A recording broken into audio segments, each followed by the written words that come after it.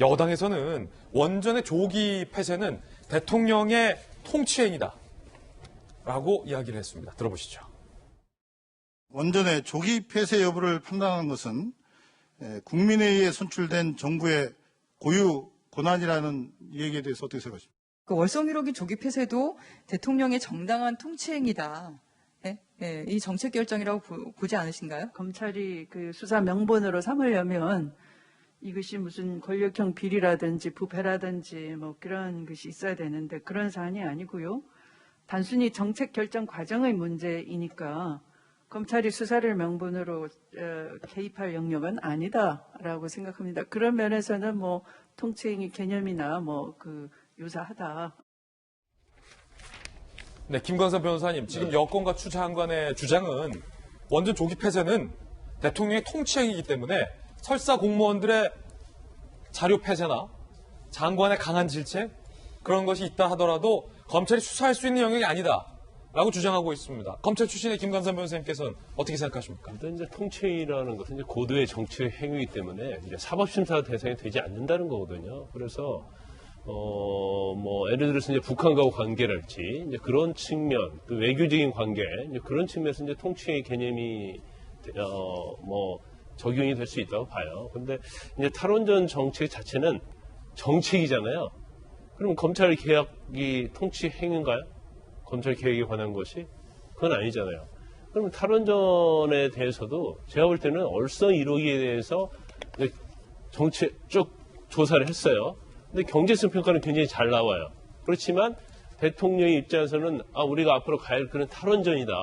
그래서 경제의 어떤 평가가 좋음에도 불구하고 어떤 수용성, 안전성을 따져서 이거에 대해서는 중단하라, 폐쇄하라 이렇게 내리면 이건 통치행위가 될 수 있다고 저는 봐요. 네. 근데 그게 아니고 정책을 결정하는 과정에 있어서 지금 대통령이 월성 1호기 가동 중단해. 탈원전지 가야 돼. 이렇게 하면 제가 볼 때는 통치행위 대상이 될 수 있다고 봐요. 예. 근데 그게 아니고 탈원전 정책을 하는데 월성 1호의 경제성 평가가 어떠는지 검토를 해보고 경제성이 있으면 가져가고 경제성이 없으면 폐쇄하자. 그런 취지 아닌가요? 예. 그러면 정책 결정 과정에 있어서 어떤 정당성이 있어야 하는 거예요. 그래서 경제성에서는 사실은 어떤 조작이나 그런 거 없이 정당히 평가가 돼야 한다는 거죠. 그렇지만 이제 감사원의 결과를 보면 정당히 평가 안 됐다는 거잖아요. 범죄 행위의 여부라고 최재형 그렇죠. 검사님이 얘기했어요. 그리고 검찰이 이제 수사하는 거에 대해서 물론 시기에 대해서는 여당이 굉장히 불만이 있는 거에 대해서는 저는 충분히 이해를 합니다. 그런데 사실은 국민의힘에서 고발했잖아요. 그리고 감사원에서 참고자료를 검찰에 줬어요. 검찰이 왜 줬겠어요? 수사해보라고 준 거예요. 근데 제가 볼 때는 이건 사실은 이제 고발 사안인 것 같습니다. 근데 감사원 입장에서는 고발을 하게 되면 정부가 굉장히 껄끄러지고 또 경우에 때는 감사위원들이 반대할 수가 있고 그리고 이게 굉장히 정치 부담이 있기 때문에 그에 관한 범죄에 관한 자료를 다 주면서 범죄 혐의가 있으면 조사를 해달라고 사실은 요청한 거라고 볼 수 있어요. 그런데 여권에서는 감사원이 고발을 안 했다. 이걸 굉장히 강조를 하지만 그것보다는 그건 설득력이 좀 없고 검찰 입장에서는 참고자료 다 봤는데 이거 범죄 혐의가 있어요. 근데 이거 수사를 안 하면 직무유기가 되는 거죠. 그렇지만 그 어떤 속도랄지 아니면 시기에 있어서는 여당에 있어서 굉장히 불편한 점이 있는 것은 맞습니다. 자, 그런가 하면 국민의당의 안철수 대표는 이렇게 비판을 했습니다. 들어보시죠.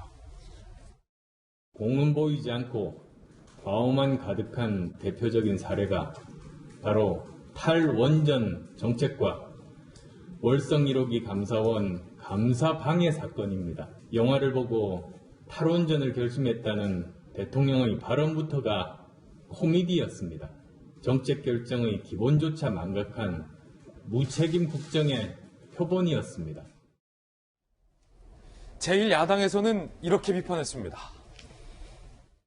청와대가 탈원전 정책을 밀어붙이기 위해 월성 1호기의 조기 폐쇄 결정에 개입하였으며 산업부와 한수원 등이 조작을 적극 실행한 것으로 확인되었다. 이것이야말로 바로 문재인 대통령과 현 정부가 입버릇처럼 얘기하던 국정농단과 무엇이 다르단 말입니까? 정권의 불법 조작과 은폐가 없었다면 오히려 공정한 수사를 촉구하고 수사를 지켜보면 될 일이다.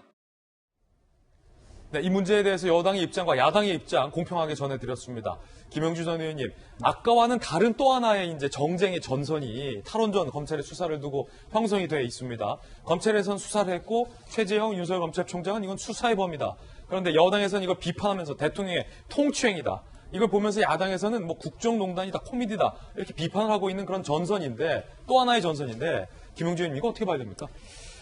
사실은 통치 행위일 수 있죠. 예. 이제 그러려면 그야말로 경제성이 있음에도 불구하고 대통령의 결단에 의해서 이것을 폐쇄할 수 있다고 봐요. 그러면 이제 그 자체에서 우리가 뭘 잘못했냐면 그 경제성이 있음에도 불구하고 대통령 왜 그런 결정을 내리는가를 조목조목 설명해 줘야 돼요. 사실은 과거에 정말 안전이랄지. 저도 과거에 산자리 하면서 예. 그런 어떤 그 원전의 말하는 방패장 관리 운영의 문제라든지 고준위 방패 시설에 대한 위험의 문제, 또 핵 폐기물의 이전에 대해서 정부가 그동안에 국민들에게 알려줘야 되는데도 불구하고 그런 고지 없이 이동했다라는 부분. 그다음에 그 지역이 지진이 날 수 있는 지역이라는 것. 물론 이제 지금 현재 내진 설계가 돼 있어서 전문가들에 의하면 그런 6 정도의 지진이 나도 문제가 없다는 게 전문가의 의견이기도 합니다. 이제 그럼에도 불구하고 만일의 사태를 위해서 대통령이 그런 결단을 할 수 있죠. 그럼 깨끗하게 산자부와 한수원이 이러한 경제성에도 불구하고 우리는 이런 결정을 하였습니다라고 솔직하게 드러나야 되는데 뒤에 문제가 발생되는 거예요.